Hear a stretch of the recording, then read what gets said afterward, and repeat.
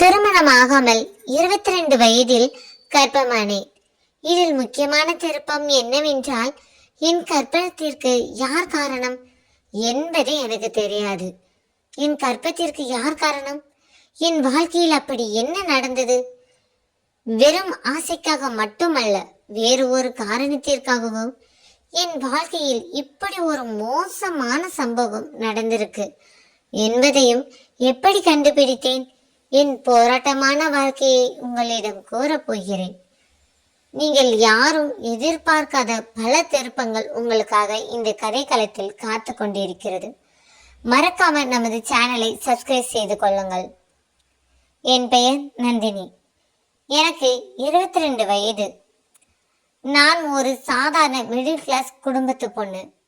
அப்பா அரசு பேருந்து டிரைவர். அம்மா தையல் வேலை செய்து குடும்பத்துக்கு உதவுறாங்க. எனக்கு ஒரு தம்பி. எங்க வீட்டுல என்னை எல்லாரும் பெருமையா பேசுவாங்க. நந்தினி தப்பான பாதையில போக மாட்டாள் என்று. என் அப்பா அடிக்கடி என்னை பெருமையாக சொல்வார். அவர் அப்படி கூறுவதனால் என்னவோ எனக்கு எந்த தவறும் செய்வதற்கு மனமே வராது. நானும் அப்படிதான் இருந்தேன். கல்லூரி முடிச்சுட்டு ஒரு பிரைவேட் கம்பெனியில வேலைக்கு பார்த்துட்டு இருந்தேன். வீடு வீடு விட்டா வேலை என்றுதான் இருப்பேன். அதுதான் என் உலகம். காதல் கூட எனக்கு பிடிக்காது. ஆனா ஒரு நாள் என் வாழ்க்கையே தலைகீழாக மாறப்போகுதுன்னு அப்போ எனக்கு தெரியாது. அந்த நாள் அலுவலகத்துல வேலை பார்த்து கொண்டு இருந்தேன். திடீர்னு சாலை சுத்தியது. கண் இருட்டின மாதிரி இருந்தது. என் தோழி ரேவதி என்னை பிடிச்சிட்டாள். ஏய், என்னாச்சடி என்றாள். தெரியல, கொஞ்சம் மயக்கமாக இருக்கிறது என்றேன். கம்பெனியில் ஆஃப் டே லீவ் கேட்ட பின் அவள் உடனே என்னை ஹாஸ்பிட்டலுக்கு கூட்டிட்டு போனாள். டாக்டர் சில டெஸ்ட் எழுதி கொடுத்தார். நான் சாதாரணமான இரத்த பரிசோதனைன்னு நினைத்தேன். ஆனால் அரை மணி நேரத்துக்கு பிறகு டாக்டர் என்னை தனியாக உள்ளே அழைத்தார். என் தோழியை வெளியே அமர வைத்து விட்டு நான் டாக்டரை காண உள்ளே சென்றேன். அவர் முகம் கொஞ்சம் சீரியஸாக இருந்தது. என்னை பார்த்ததும், நந்தினி, உங்களுக்கு ஒரு விஷயம் சொல்லணும் என்று தயக்கத்துடன் கூறினார்கள். எனக்கு இதயம் வேகமாக துடித்தது. எனக்கு ஏதோ பெரிய வியாதி இருக்குமோ என்ற பயம் ஒரு கணம் வந்தது. ஒரு பக்கம் எனக்கு பதட்டமாக இருப்பது போல், இன்னொரு பக்கம் டாக்டர் குழப்பத்துடன் இருப்பது போல் எனக்கு தோன்றியது. என்ன டாக்டர், என்ன ஆச்சு என்றேன். அவர் கையில் இருந்த ரிப்போர்ட்டை பார்த்தார். தயக்கத்துடன், நீங்க கர்ப்பமா இருக்கீங்க என்றார். என் உலகமே நின்று போனது போல் இருந்தது. என்ன, நீங்க என்ன சொல்லுறீங்கன்னு உங்களுக்கு தெரியுதா டாக்டர்? எனக்கு இன்னும் திருமணமாகவில்லை என்று கூறியபடி நான் நாற்காலியில் இருந்து எழுந்து நின்றேன். டாக்டர் எந்த பதிலும் கூறாமல் தயக்கமாக இருந்தார்கள். அதிர்ச்சியில் இம்பாசிபிள் என்று கூறும்போது என் குரல் நடுங்கியது. டாக்டர், இதில் ஏதோ தவறு இருக்கிறது. ரிப்போர்ட் மாற்றி வந்து விட்டதா? அது வேறு ஒருவருடைய ரிப்போர்ட்டாக இருக்க போகிறது. நன்றாக பாருங்கள் என்று பதட்டத்திலும் கோபத்திலும் கூறினேன். அவர் அமைதியாக சொன்னார். ரிப்போர்ட் தவறவில்லை, சரியாக இருக்கிறது. நீ கிட்டத்தட்ட 3 மாத கர்ப்பம் என்றார். எனக்கு மூச்சே நின்ற மாதிரி இருந்தது. ஏனென்றால் நான் எந்த ஆணையும் காதலிக்கவில்லை. யாருடனும் தனியா வெளியே போனதே இல்லை. அப்படி இருக்க இது எப்படி நான் கர்ப்பமானேன் என்று கத்தி கதற ஆள ஆரம்பித்தேன். என் மனநிலையை புரிந்து கொண்ட டாக்டர் என்னை சமாதானப்படுத்தினார்கள். நான் போட்ட சத்தத்தில் வெளியே இருந்த என் தோழி உள்ளே வந்தாள். உண்மையை தெரிந்தவள் அதிர்ச்சியாகி நின்றாள். என்னை சமாதானப்படுத்தி அழைத்து வந்தாள். இப்போதைக்கு இதை பற்றி யாரிடமும் கூறாதே என்றாள். அந்த இரவு முழுக்க நான் அழுதேன். என் வாழ்க்கை முடிஞ்சிடுச்சுன்னு தோணியது. ஆனால் அடுத்த நாள் இன்னொரு அதிர்ச்சி காத்திருந்தது. என் மொபைலுக்கு ஒரு தெரியாத நம்பர்ல இருந்து மெசேஜ் வந்தது. என் வாழ்க்கையில் எனக்கு தெரியாத பல மாற்றங்களும் திருப்பங்களும் இதன் பிறகுதான் நடந்தது.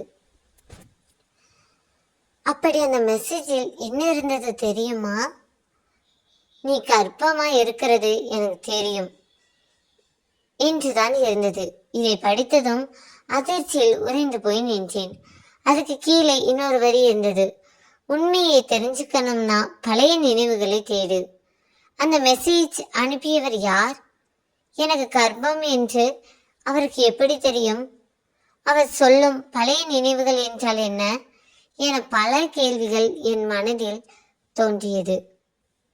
இந்த எந்த கேள்விக்கும் என்னிடம் பதில் இல்லை.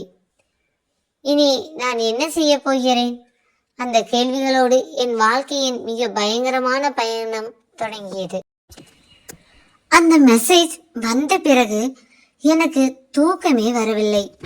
பழைய நினைவுகளை தேடு, அந்த வார்த்தை மட்டும் என் தலையில் சுற்றி கொண்டே இருந்தது. என் வாழ்க்கையில் அப்படி என்ன நினைவுகளை மறந்திருப்பேன்? இவ்வளவு மோசமான சம்பவம் நடந்ததற்கும் மறந்து போன நினைவிற்கும் அப்படி என்ன இருக்க முடியும்? எவ்வளவு யோசித்து பார்த்தாலும் எனக்கு எதுவும் ஞாபகம் வரவில்லை. என் தலையை வெடித்து விடுவது போல் இருந்தது. எப்படியும் நான் உண்மையை கண்டுபிடித்து விடுவேன் என்ற நம்பிக்கையில் அடுத்த நாள் வேலைக்கு போனேன். போகும் வழியில் கூட அதைத்தான் யோசித்து கொண்டிருந்தேன். திடீரென்று ஒரு விஷயம் ஞாபகம் வந்தது. எனது கர்ப்பம் 3 மாதம் ஆகிறது என்று டாக்டர் கூறினார்கள். அப்படி என்றால் 3 மாதத்திற்கு முன்பு என்ன நடந்தது? நாம் எங்கேயாவது சென்றோமா? யார் மீதாவது சந்தேகம் வரும் அளவிற்கு சம்பவம் நடந்ததா? நிதானமாக யோசி நந்தினி என்று என்னிடம் நானே கூறிக்கொண்டேன். சரியாக 3 மாதத்துக்கு முன்னாடி எங்கள் கம்பெனியில் ஆண்டு விழா நடந்தது. அன்று எல்லோரும் ரிசார்ட்டுக்கு போனோம். எனக்கு பார்ட்டிகள் பிடிக்காது. ஆனா மேலாளர் கட்டாயம் வர சொன்னதனால் போனேன். அங்கே எல்லாம் நன்றாகத்தான் இருந்தது. ஆனால் சுமார் 9 மணிக்கு பிறகு நடந்த சில விஷயங்களை மட்டும் எனக்கு ஞாபகம் இல்லை. அது அப்போது பெரிய விஷயமாக எனக்கு தெரியவில்லை.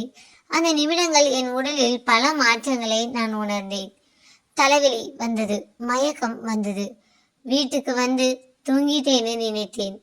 ஆனால் இப்பொழுது நடப்பதெல்லாம் பார்த்தால் அன்று இரவு ஏதோ ஒரு அசம்பாவிதம் நடந்திருக்கிறது என்று என்னால் புரிந்து கொள்ள முடிந்தது. ஆனால் அந்த இரவு என்ன நடந்தது என்பதை எவ்வளவு யோசித்தாலும் எனக்கு தவறான சம்பவங்கள் நினைவுக்கு வரவில்லை. அந்த பார்ட்டிக்கு போனதிலிருந்து என்னுடன் இருந்தவள் ரேவதி. அவளிடம் கேட்டால் ஏதாவது தடயம் கிடைக்குமா என்று ஒரு யோசனை வந்தது. உடனே ரேவதிக்கு போன் பண்ணினேன். என் போன் காலை அட்டன் செய்ததும் நார்மலாக சொல்லு நந்தினி, உடம்புக்கு எப்படி இருக்கு, இப்ப பரவாயில்லையா என்று எதுவும் நடக்காதது போல் என்னிடம் கேட்டார். இதெல்லாம் அப்புறம் பேசலாம் ரேவதி, எனக்கு ஒரு உண்மை தெரியணும் என்றேன். திடீரென அமைதியாக நின்றாள். ரேவதி, அந்த ரெசார்ட் நைட்டு ஞாபகம் இருக்கிறதா என்றேன். சில வினாடிகள் அமைதியாக இருந்தாள். என்ன ரேவதி, நான் பேசுவது உனக்கு கேட்கிறதா என்றேன். ஞாபகம் இருக்குது நந்தினி, ஏன் கேட்கிறாய் என்று தடுமாற்றத்துடன் என்னிடம் கேட்டாள். நான் பார்ட்டி முடிந்தது எப்போ வீட்டுக்கு வந்தேன். என் நிலை என்னவென்று உனக்கு நன்றாக தெரியும் ரேவதி. தயவு செய்து உனக்கு தெரிந்த உண்மையை என்னிடம் மறைக்காமல் கூறு என்றேன். கடைசி சில நேரங்கள் என்ன நடந்தது என்பதை எவ்வளவு யோசித்தாலும் என் நினைவுக்கு கொண்டு வர முடியவில்லை. அப்படி என்னதான் நடந்தது? நீ என்னுடன் தானே இருந்தாய், தயவு செய்து சொல் என்று அவளிடம் கேட்டேன். இதுவரை நான் ரேவதியை அப்படி பார்த்ததில்லை. என் அம்மாவிற்கு அப்புறம் அவள் குரல் பயங்கரமாக தடுமாறியது. அவள் குரல் திடீரென்று மாறியது. ஏன் திடீரென்று இதெல்லாம் கேட்கிறாய் என்று என்னிடம் கேட்டாள். ரேவதி, சொல், முதலில் நான் கேட்ட கேள்விக்கு பதில் கூறு என்று அவளிடம் கூறினேன். ரேவதியிடம், நீ 10:30 மணிக்கு முன்னாடியே கிளம்பிட்டாய். எனக்கு ஏதோ சரியில்லாத மாதிரி தோணியது. யார் என்னை வீட்டுக்கு கூட்டிட்டு வந்தாங்க என்றெல்லாம் கேட்க ஆரம்பித்தேன். ஆனால் என்னுடைய எந்த கேள்விக்கும் அவளிடம் பதில் இல்லை. மீண்டும் அமைதியாக நின்றாள். சொல் ரேவதி என்று கடுமையாக கேட்ட பின், நந்தினி, எனக்கு சரியாக தெரியல, ஞாபகம் வந்தா சொல்லுறேன் என்று மழுப்பினாள். அவள் பொய் சொல்ற மாதிரி இருந்தது. அந்த மாலையை நான் ரெசார்ட்டுக்கு போனேன். அங்கே சென்றால் இதை பற்றி ஏதாவது ஒரு தகவல் எனக்கு கிடைக்குமா என்ற ஒரு ஆசையில் நான் சென்றேன். அங்கே இருந்த மேனேஜரை சந்தித்தேன். சார், 3 மாதத்துக்கு முன்னாடி நடந்த பார்ட்டியோட சிசிடிவி கிடைக்குமா என்றேன். அவர் கேட்கும்போது என் முகத்தில் இருந்த பதற்றத்தை மறைத்து கொண்டுதான் கேட்டேன். அவர் என்னை சந்தேகமாக பார்த்தார். அவ்வளவு பழைய வீடியோ எல்லாம் டெலீட் ஆயிடுச்சு மேடம். நீங்கள் ஏன் கேட்குறீங்க என்று தெரிந்து கொள்ளலாமா என்று அவர் கேட்டார். ஒரு சின்ன தகவலை தெரிந்து கொள்ள வேண்டும் சார். அதனால்தான் சிசிடிவி வீடியோ இருக்கா என்று கேட்டேன். ஆனால் வீடியோ தான் கிடைக்கவில்லை. இட்ஸ் ஓகே சார் என்று கூறிய பின் நான் ஏமாற்றத்தோடு வெளியே வந்தேன். அப்போ ஒரு வயதான பாதுகாப்பு காவலர் என்னை நிறுத்தினார். மேடம், நில்லுங்க என்றார். அவருக்கு என் அப்பா வயது இருக்கும். இதற்கு முன்னால் நான் அவரை பார்த்ததில்லை. அவர் கூறியது என் இதயத்தை ஒரு கணம் நிறுத்தியது போல் இருந்தது. அப்படி அவர் என்ன கூறினார் தெரியுமா? கொஞ்சம் மாதங்களுக்கு முன்னாடி ஒரு கம்பெனி பார்ட்டி விஷயமாக இந்த ரெசார்ட்டுக்கு நீங்க வந்திருந்தீங்களா மேடம் என்றார். நானும் ஆம் என்று தலையசைத்தேன். அன்று நடந்த சம்பவம் இன்னும் என் கண்ணுக்குள் இருக்கிறது. உனக்கு உதவி செய்யலாம் என்று நான் நினைத்தேன். ஆனால் என்னால் எதுவும் செய்ய முடியவில்லை என்று அவர் கூறிய வார்த்தை எனக்கு பயத்தை உருவாக்கியது. உங்களுக்கு அன்று என்ன நடந்தது என்று ஞாபகம் இருக்கிறதா ஐயா என்றேன். அந்த நாள் நடந்த விஷயம் இன்னும் ஞாபகம் இருக்கிறது என்றார். என் இதயம் வேகமாக துடித்தது. என்ன விஷயம் என்று வேகமாக கேட்டேன். உள்ளே என்ன நடந்தது என்று எனக்கு எதுவும் தெரியாது. ஆனால் வெளியே போகும்போது நீங்கள் நிதானத்தில் இல்லை. நீங்க தனியா வெளியே போகல. ஒருத்தர் உங்களை கார்ல கூட்டிட்டு போனார். அவர் கூறியதும் என் உடம்பே நடுங்க ஆரம்பித்தது. அவர் யாரென்று தெரியுமா என்று கேட்டேன். முகம் சரியா தெரியல. ஆனா அவர் உங்க கம்பெனி ஆள் தான். உங்களை ஒரு ஆண் காரில் ஏற்றி செல்லும் பொழுது நான் பார்த்தேன். அந்த காருக்குள் உங்களை அழைத்து செல்லும் போது நீங்கள் உள்ளே செல்ல மறுத்தீர்கள். உங்கள் முகம் எனக்கு நன்றாக ஞாபகம் இருக்கிறது. அது நீங்கள் தான். உங்களை எப்படியாவது காப்பாற்ற வேண்டும் என்று நான் வந்தபோது என்னை சில நபர்கள் தடுத்து விட்டார்கள். நடப்பது இயல்பாக இல்லை. ஏதோ அந்த பெண்ணிற்கு ஒரு பிரச்சனை இருப்பது போல் என் உள்மனதிற்குள் கூறியது. அந்த பெண்ணிற்கும் நாம் உதவி செய்ய வேண்டுமோ என்று நான் நினைத்தேன். ஆனால் அதற்குள் அந்த ஆண் வேகமாக உங்களை காரில் வைத்து அழைத்து சென்றார். பல நாட்கள் அந்த பெண்ணிற்கு என்ன நடந்ததோ என்று, எந்த தவறும் அந்த பெண்ணின் வாழ்வில் நடந்துவிடக் கூடாது என்று நான் கடவுளை வேண்டி இருந்தேன். எனக்கும் ஒரு மகள் இருக்கிறாள். அவளுக்கும் உன் வயதுதான். அதனால் உனக்கு உதவி செய்யாமல் போய்விட்டோமோ என்ற பல நாள் என் மனதில் ஏங்கியதுண்டு. இன்று உங்களை பார்த்ததும் ஓடி வந்து விட்டேன். உனக்கு எந்த பிரச்சனையும் இல்லையே என்று அவர் அன்போடு கேட்டார். நான் மட்டும் என் பிரச்சனையை கூறினால் அவர் குற்ற உணர்ச்சியில் தவிப்பார் என்று நினைத்து, அதெல்லாம் ஒன்றுமில்லை ஐயா, நான் நன்றாக தான் இருக்கிறேன் என்று கூறிவிட்டு வந்தேன். அந்த இரவு வீட்டுக்கு வந்ததும் எனக்கு மீண்டும் அந்த தெரியாத நம்பரிலிருந்து மெசேஜ் வந்தது.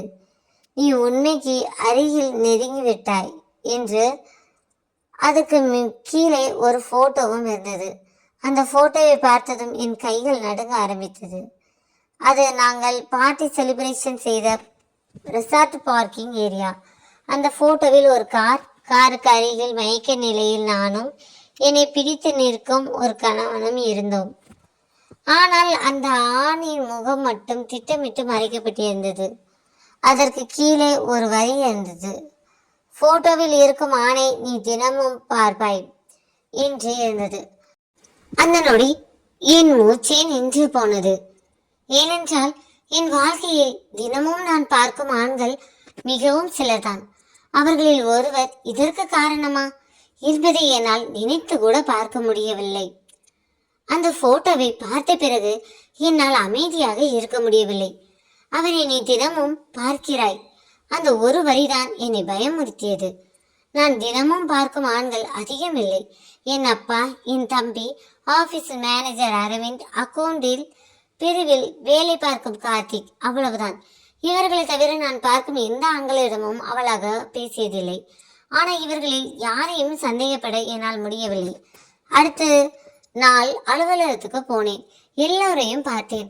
ஆனா இப்பொழுது ஒவ்வொருத்தரையும் பார்க்கும்போது என் மனசு வேற மாதிரி யோசிக்க ஆரம்பித்தது.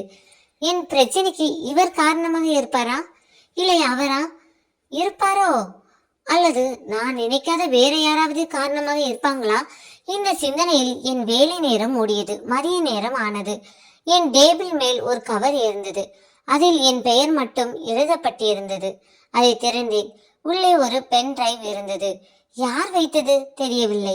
உடனே கம்ப்யூட்டரில் போட்டு பார்த்தேன். ஒரே ஒரு வீடியோ மட்டும்தான் அதில் இருந்தது. அதை ஓபன் பண்ணினேன். அது ரெசார்ட் பார்ட்டி நடந்த நாளில் எடுக்கப்பட்ட வீடியோ. என் இதயம் வேகமாக துடிக்க ஆரம்பித்தது.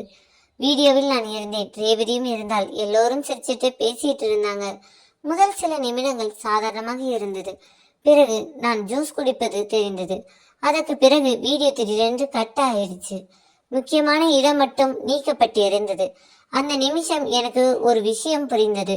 இந்த வீடியோவை அனுப்பிய நபர் உண்மையை மறைக்கவும் இல்லை, முழுசா சொல்லவும் இல்லை. அவர் என்னை ஏதோ ஒரு திசைக்கு இழுத்துக்கிட்டு போறார் என்பது மட்டும் எனக்கு நன்றாக தெரிந்தது. ஆனால் ஏன் அப்படி செய்ய வேண்டும்? என்னை சுற்றி என்ன நடக்கிறது எல்லாமே ஒரு பெரிய மர்மமாக இருந்தது. என் கர்ப்பத்தை பற்றி இன்னும் என் பெற்றோர்களிடம் நான் கூறவில்லை. அவர்களால் எப்படி தாங்கிக் கொள்ள முடியும்? அவர்களுக்கு தெரிய வருவதற்குள் இதற்கு யார் காரணம் என்பதை நான் கண்டுபிடிக்க வேண்டும் என்று மட்டும் உறுதியாக இருந்தேன். அந்த இரவு ரேவதியை நேராக சந்தித்தேன். ரேவதி, என் குரலை கேட்டதும் ரேவதி பயத்தில் நடுங்குவது போல் தெரிந்தது. என் மனதுக்கு உறுதலாக தெரியும், இது சம்பந்தப்பட்ட ஏதோ ஒரு ரகசியம் ரேவதிக்கு தெரியும் என்று.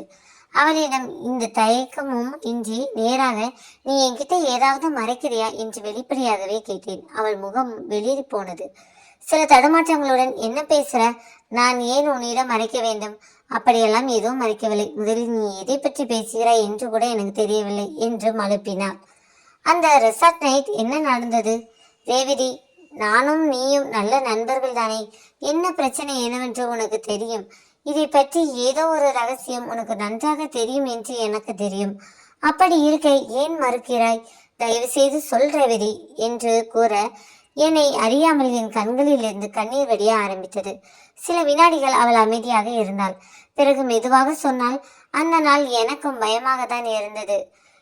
இன்று அவள் கூற ஆரம்பிக்கும் போதே என் உடம்பில் பயத்தில் உறைந்து போனது. தயங்காமல் கூறு ரேவதி, நீ கூறுவதற்கு என்ன அர்த்தம் என்று நான் கேட்டேன். என்ன அர்த்தம் என்று கேட்டால் எப்படி கூறுவேன் என்று அவள் பயத்தில் உறைந்து போய் நின்றாள். உனக்கு மயக்கம் வந்தப்போ நான் உன்னை தேடினேன். கிட்டத்தட்ட 1 மணி நேரம் நீ காணாம போயிருந்த நந்தினி.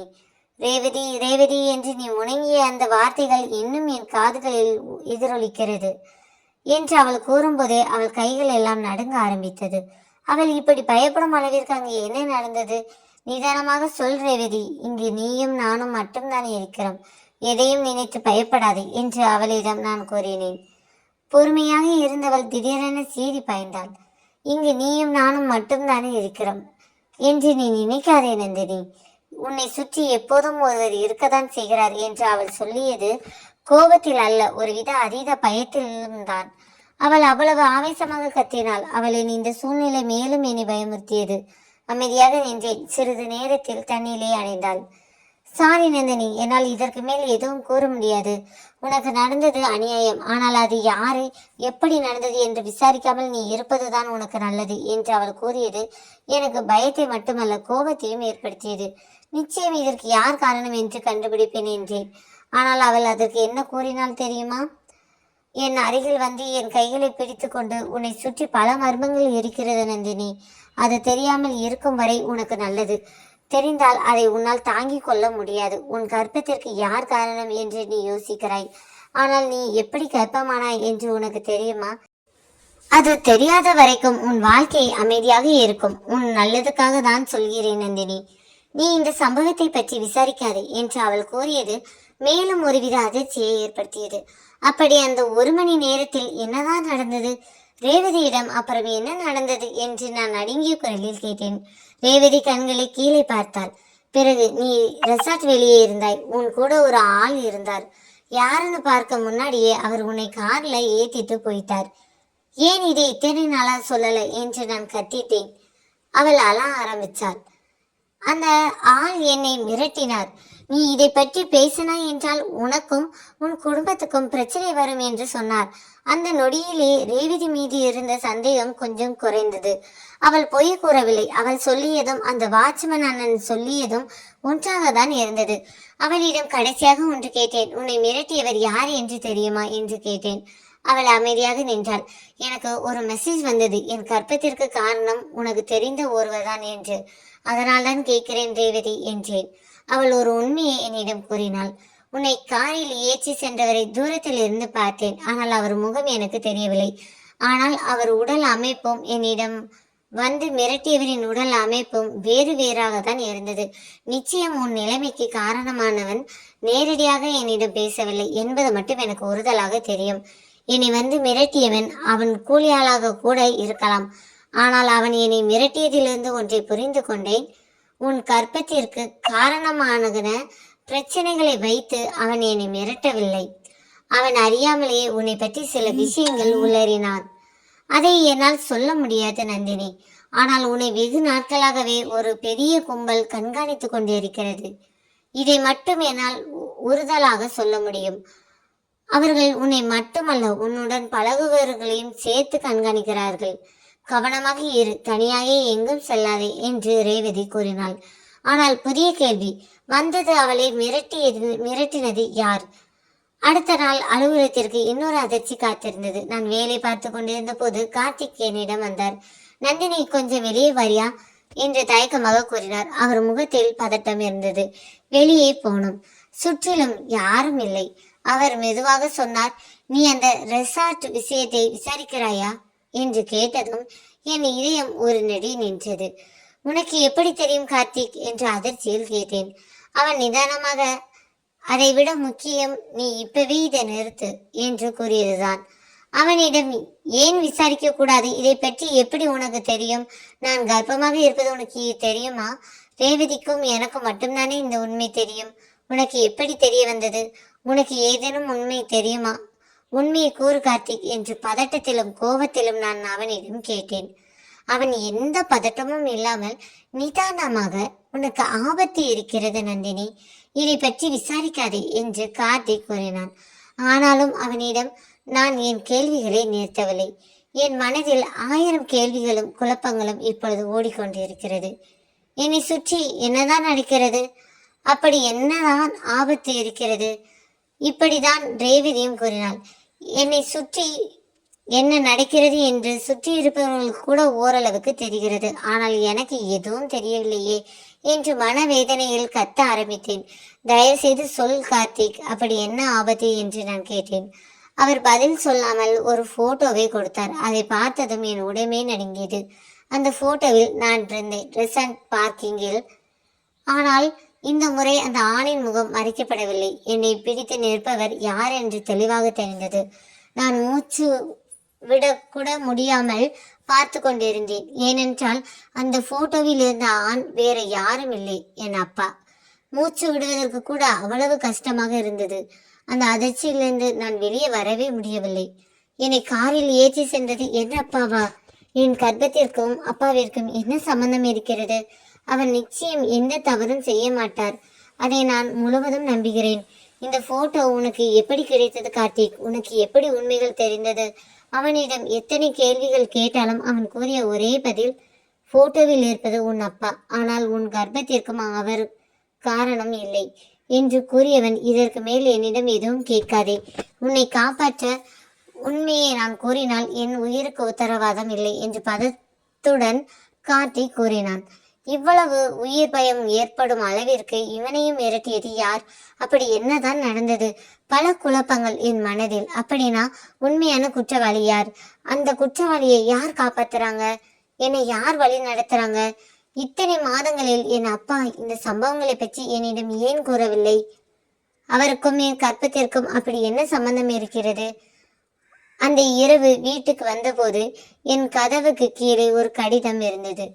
அதில் ஒரே ஒரு வரி இருந்தது. உண்மையை தெரிஞ்சுக்கிறோம்னா உன் பிறந்த நாளை பற்றி உன் அம்மாவிடம் கேள். அதை படித்த நொடியில் என் உடம்பெல்லாம் சிலிர்த்தது. ஏன்னா நான் தேடிக்கொண்டிருக்கும் உண்மைக்கும் என் பிறந்த நாளுக்கும் என்ன சம்பந்தமும்?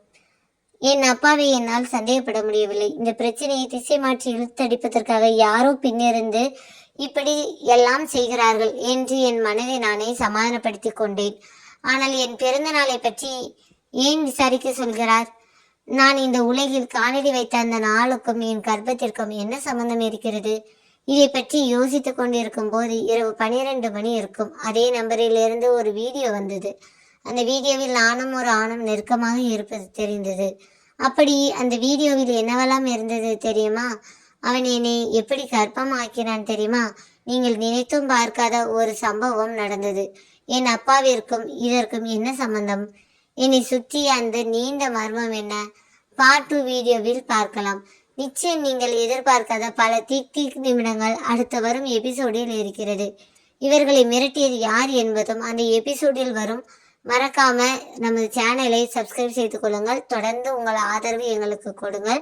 நன்றி. என்றும் உங்கள் அன்பு தோழி நான்.